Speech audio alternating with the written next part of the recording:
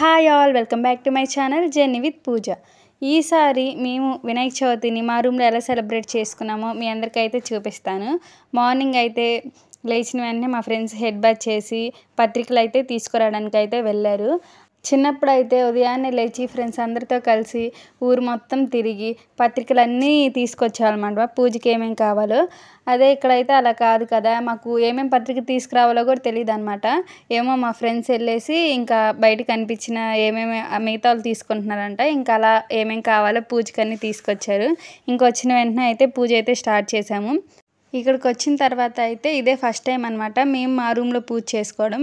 ఎప్పుడు మా ఫ్రెండ్స్ చేస్తారనమాట, వెళ్ళి అక్కడికి వెళ్ళి దండం పెట్టుకొని వచ్చేవాళ్ళం. బట్ ఫస్ట్ టైం మా ఫ్రెండ్ మా రూమ్మేట్ అందనమాట ఈసారి మనం కూడా చేసుకుందామని చెప్పేసి. మా ఫ్రెండ్స్ అయితే చాలామంది ముందే అనుకొని బంక్ మట్టి అవన్నీ తీసుకొని వాళ్ళే చేతితో అయితే బొమ్మను అయితే తయారు చేసుకున్నారు. మేము ఇంక ముందు అనుకోలేదు కాబట్టి ఇంకా ఆ రోజు నైట్ మా ఫ్రెండ్ వెళ్ళేసి క్యాంటీన్లో ఆల్రెడీ చేసింది ఉంటే ఆ అచ్చు అయితే తీసుకొని వచ్చింది. ఇదిగో ఇక్కడ ఉంది కదా, ఈ అచ్చే తీసుకొచ్చింది అనమాట. ఇంకా తర్వాత పూజకి కావాల్సినవన్నీ తీసుకొచ్చింది. అదేంటో తెలియదు కానీ అంటే ఎప్పుడు ఇలా ఫెస్టివల్స్ ఇవన్నీ జరిగినా సరే ఎప్పుడు క్యాంటీన్లో పూజకి కావాల్సినవి అన్నీ అయితే తీసుకురాలేదు. ఈసారి అయితే పాలు ఇంకా మిగతా అన్నీ ఇంకా నూనె ఒత్తులు అవన్నీ తీసుకొచ్చారనమాట. ఇంక ముందెళ్ళి కొనుక్కున్నాం మేము. ఇక్కడైతే మా ఫ్రెండ్స్ కంకణాల కోసం అయితే దారాన్ని అయితే పసుపు రాసి అలా కడుతున్నారు. ఇంక ఇక్కడ పసుపు కొమ్ములు ఏం లేవు కాబట్టి మేమైతే ఆకులతో అయితే కట్టుకున్నాము. మీకు వినాయక చవితి అంటే ఏం గుర్తొచ్చింది? ప్రసాదాలు, విగ్రహాలు ఇవన్నీ కామన్ కదా. నాకైతే ఏం గుర్తొచ్చింది అంటే రంగులు జల్లుకోవడం. అంటే వినాయకుడి నిమజ్జనం రోజు రంగులు చల్లుకుంటాం కదా, ఆ మూమెంట్ అంటే నాకు చాలా ఫేవరెట్ అనమాట. వినాయక చవితి వస్తే నాకు ఫస్ట్ రంగులే గుర్తొస్తాయి అనమాట.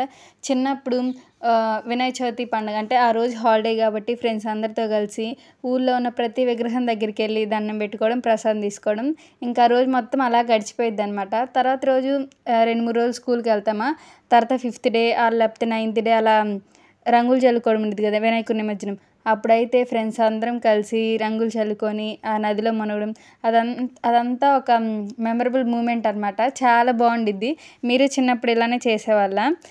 మీకే ఫెస్టివల్ అంటే ఇష్టమో కామెంట్ చేయండి. అండ్ ఈసారి మీ వినాయక చవితి ఎలా జరుపుకున్నా కూడా కామెంట్ చేయండి. ఇంక ఇక్కడైతే ప్రసాదం కోసం బెల్లం కూడా క్యాంటీన్లోనే తీసుకున్నాం అనమాట. అవైతే పగలగొడుతున్నాను నేను. ఇంక తర్వాత అయితే పూజ స్టార్ట్ చేసాం. మాకైతే అసలు ఫస్ట్ స్టార్టింగ్ ఎలా స్టార్ట్ చేయాలో కూడా తెలియలేదన్నమాట. ఇంక తర్వాత యూట్యూబ్లో వీడియో పెట్టుకొని ఇంకా అలా ఫాలో అయిపోయామన్నమాట. వాళ్ళు చెప్పే మంత్రాలు అవన్నీ చెప్పేసి అక్కడ పెట్టుకొని మేము వాటితో అలా పలుకుతూ ఇంకా అలా చేసాము. ఇక్కడ ప్రసాదం కోసం అయితే పాయసం కూడా చేసాము. లాస్ట్ టైము నా బర్త్డేకి కూడా నేను పాయసం చూపించా కదా, ఇన్స్టెంట్ పాయసం. అలాగే ఈసారి కూడా తీసుకొచ్చి దేవుడికి అయితే నైవేద్యంగా పెట్టాము. ఇంకా మా ఫ్రెండ్స్ని కూడా పిలిచామన్నమాట. వాళ్ళు తర్వాత పూజకి అయితే వచ్చారు. ఇంక ఇక్కడ ఫస్టే హారతి ఇవ్వమన్నారు. వాళ్ళు అసలు యూట్యూబ్లో ఎలా చెప్పారో ఇంక మేము అలానే ఫాలో అయిపోయాము. ఫస్ట్ అయితే మా దగ్గర అక్షంతలు కూడా లేవు. ఇంకా తర్వాత ఆకులతో అలా మేనేజ్ చేసాము. ఇంకా తర్వాత మా జూనియర్ అక్షంతలు కూడా తీసుకొచ్చిందనమాట. ఇంకా తర్వాత మళ్ళీ పూజ కంటిన్యూ చేసాము. ఫస్ట్ టైం అనుకుంటా నేను ఉన్న పలంగా అక్కడే కూర్చొని ఇంతసేపు పూజ చేయడం. 2 hours అలా పట్టింది పూజ మొత్తం అయిపోయేసరికి. ఇంటి దగ్గర కూడా ఎంత బాగా చేసి అనిపించింది. ఇంక ఇక్కడైతే నేను మా ఫ్రెండ్ హాయ్ చెప్పి ఇందాక తయారు చేసాం కదా ఆ కంకణాలు అయితే కట్టుకొని చూపిస్తున్నాను. ఇంకా మేమైతే కొన్ని మంత్రాలు అవి చదివాము, చూడండి ఒకసారి వినండి. ఓం మంగళ స్వరూపాయ నమః. ఓం రమణాయ నమః. ధైర్య, విజయ, అభయ. ఇందా పాయసం చేసాం కదా, అది కూడా దేవుడి దగ్గర పెట్టేశాము. ఇంక మా ఫ్రెండ్స్ కూడా వచ్చారనమాట.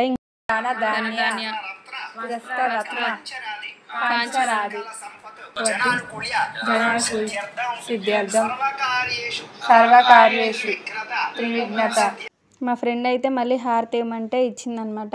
చిన్నప్పుడు వినాయక చవితి ముందు రోజు స్కూల్లో కథ చెప్తారు కదా, మీ స్కూల్లో కూడా చెప్పేవాళ్ళ అయితే కామెంట్ చేయండి. ఇక్కడ మా ఫ్రెండ్ అయితే కథ చదవడం అయితే స్టార్ట్ చేసింది, మీరు కూడా ఒకసారి వినండి.